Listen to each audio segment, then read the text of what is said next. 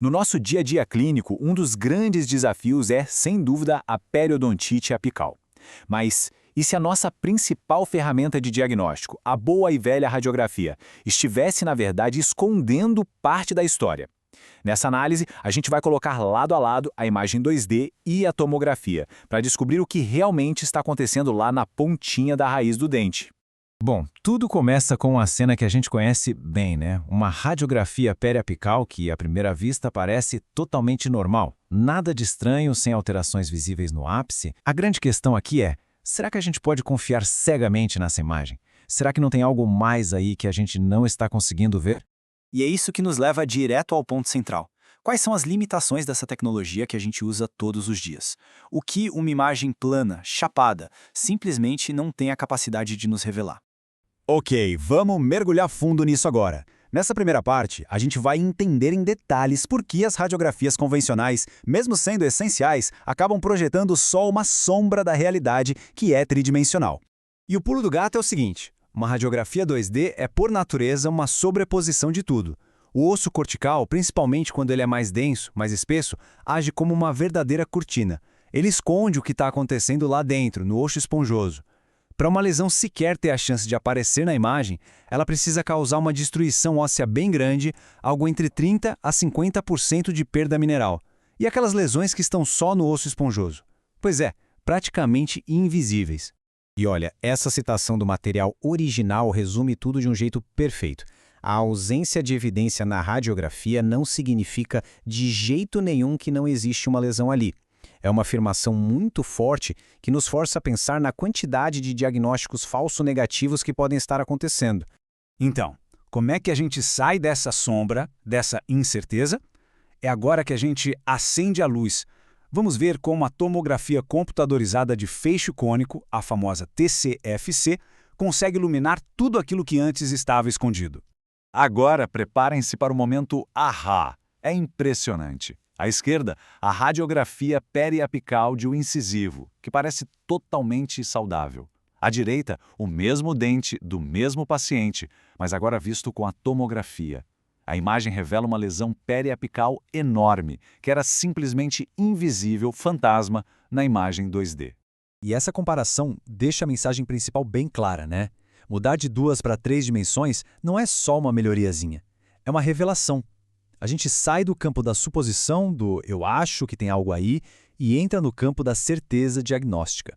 A imagem choca, a gente sabe, mas agora vamos deixar os números do estudo falarem. Nessa parte, a gente vai quantificar o tamanho exato do abismo que existe na capacidade de diagnóstico entre os diferentes métodos.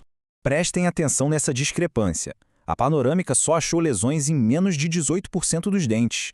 A periapical, que foi nosso padrão por tanto tempo, dobrou esse número, chegando a uns 35%. Mas a TCFC, que foi usada como padrão ouro no estudo, encontrou periodontite apical em mais de 63% dos casos. Ou seja, a doença real era quase o dobro do que a periapical conseguia mostrar.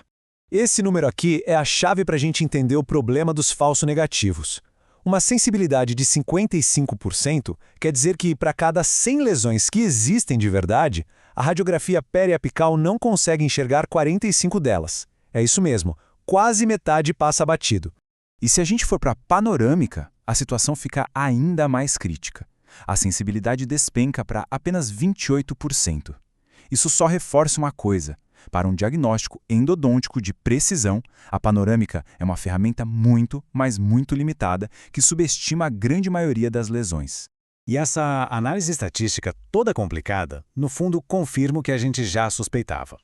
Ela mostra que a radiografia convencional só se torna realmente confiável com quase 90% de precisão quando a lesão já está num estágio muito severo.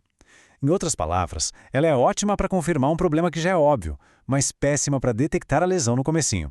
Certo. A gente já entendeu que a tomografia é superior. Mas e a vida real? Nem todo consultório tem acesso a um tomógrafo. Então, como é que a gente pode melhorar a nossa precisão com as ferramentas que já temos em mãos? Vamos ver algumas dicas práticas.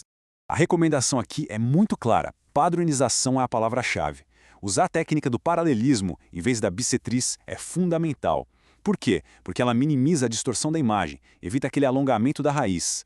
Com isso, as radiografias ficam mais consistentes, mais fáceis de comparar ao longo do tempo e isso aumenta a chance da gente pegar alterações pequenas, reduzindo os falsos negativos.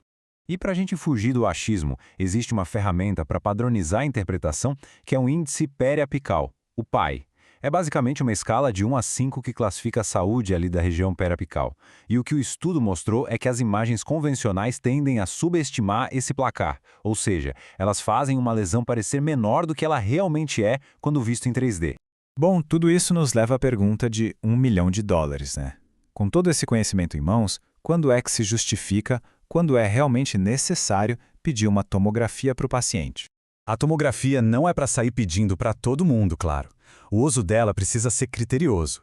Ela é indicada para aquelas situações mais complexas, quando os sinais clínicos não batem com a radiografia, em casos de tratamentos que não dão certo, para avaliar uma anatomia de raiz muito diferente ou, claro, no planejamento de uma cirurgia. Enfim, é uma ferramenta para resolver os verdadeiros quebra-cabeças do diagnóstico. Mas olha só, é importante ter uma visão equilibrada. A grande vantagem da tomografia é, sem dúvida, a precisão, só que ela também não é infalível. Pinos metálicos dentro do canal, por exemplo, podem gerar artefatos, como se fossem fantasmas na imagem, que acabam atrapalhando a visualização da região do ápice. Nesses casos, uma boa e velha radiografia periapical bem feita ainda pode ser um complemento muito valioso. E para a gente fechar, fica aqui uma provocação, uma reflexão importante para a nossa prática. Os dados mostram que as radiografias convencionais perdem quase metade das lesões. Isso nos leva a uma pergunta que incomoda, mas é necessária. Quantas patologias apicais podem estar por aí progredindo em silêncio, totalmente escondidas nas sombras de uma imagem bidimensional? A resposta pode, de fato, mudar a forma como a gente encara o diagnóstico.